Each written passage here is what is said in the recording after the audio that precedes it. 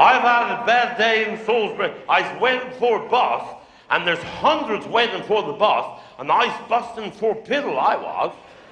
I thought, if I go for a piddle, I never catch the bloody bus, see, because down St. John's, where I come from, you don't see people waiting for a bus. There's no buses. And they've got bloody wives to it. I thought, if I go for a piddle, I'll never catch the bloody bus. Well, there was a wood fence behind the bus stop with a knothole exactly right height to piddle through. I thought, if I piddle through that knothole, all these people think I'm looking in the woman's garden, see. And I got him through, and some bugger caught hold of him on the side. And they put a Jubilee clip on it.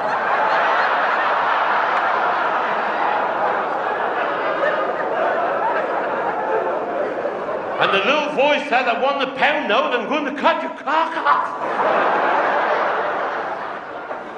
When I look over that hedge, there's 3 boys over there. One about 12, one about 7, and one about 4. I said, how much have you made today threatening to cut people's cocks off? He said, I made 296 quid, you bastard.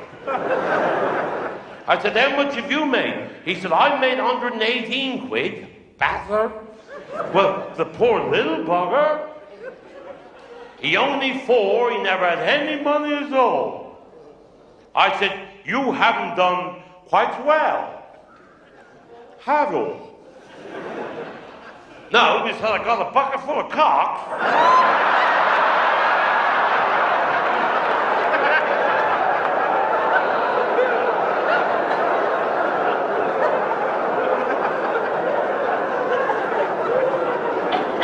And then the bus stopped. I don't know why the bus stopped, because nobody got off. I don't know why the bus stopped. Nobody got off, and the bus was full, and nobody got off. I don't know why the bus stopped. And I went upstairs. They had 1 empty seat, just 1. And I sit down, and a woman come and sit beside me, crying. Her ass was that wide. She's worse than you over there. And she had the biggest tits ever I seen. Of course, my wife had big tits, but the kids had them.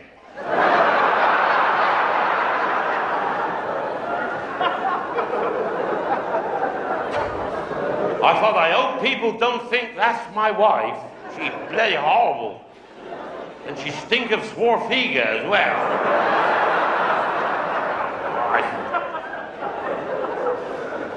I thought, I hope people don't think she's with me. Then the stupid cow started talking to me.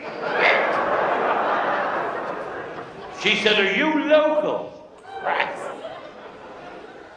I said, I am when I'm home.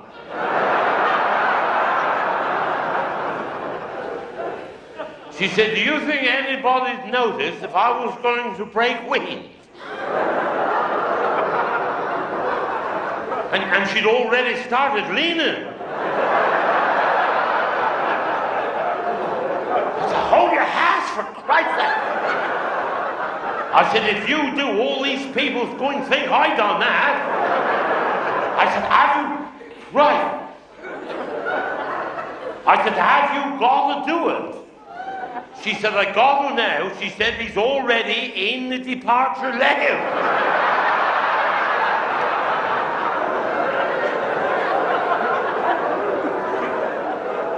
Well, look, I said, we'll work together. Because I got the interest in this. What we'll do is, I'll cough,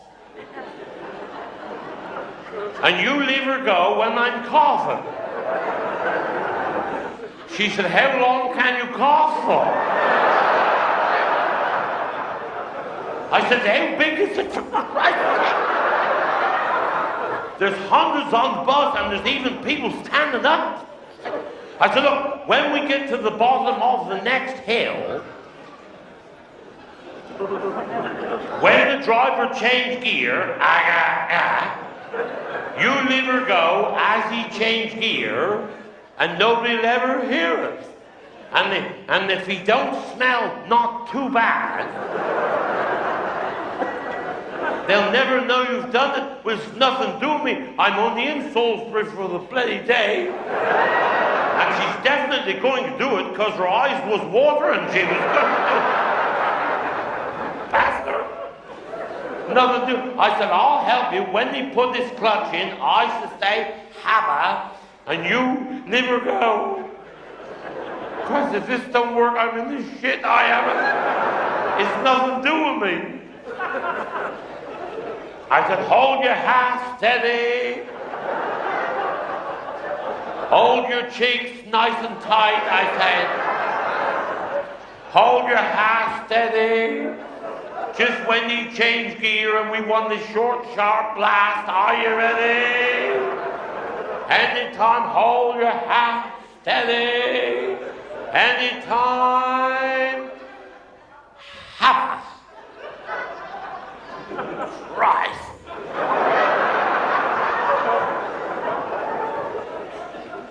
I never heard a quieter gear chase, never in my life.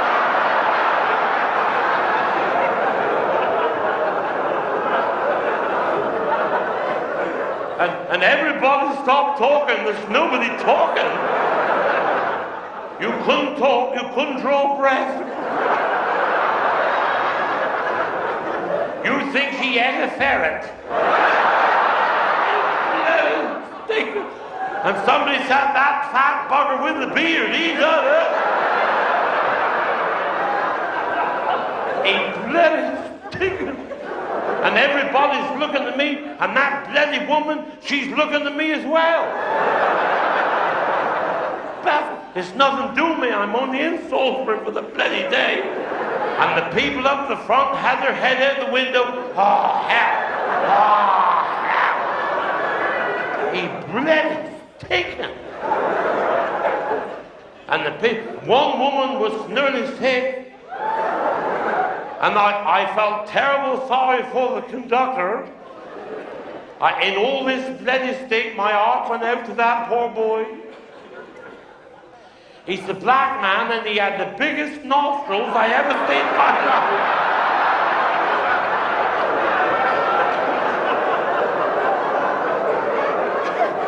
He was tucking in twice as much as everybody else.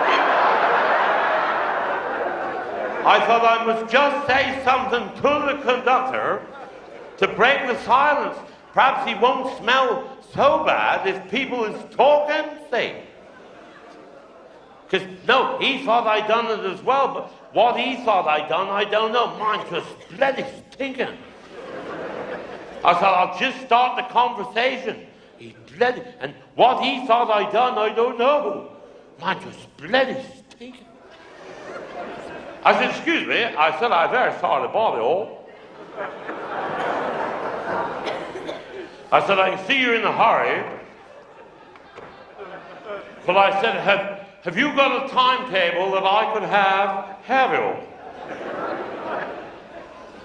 Well, he said, I haven't got a timetable, but he said, I'll open the window and try to grab a handful of leaves for you.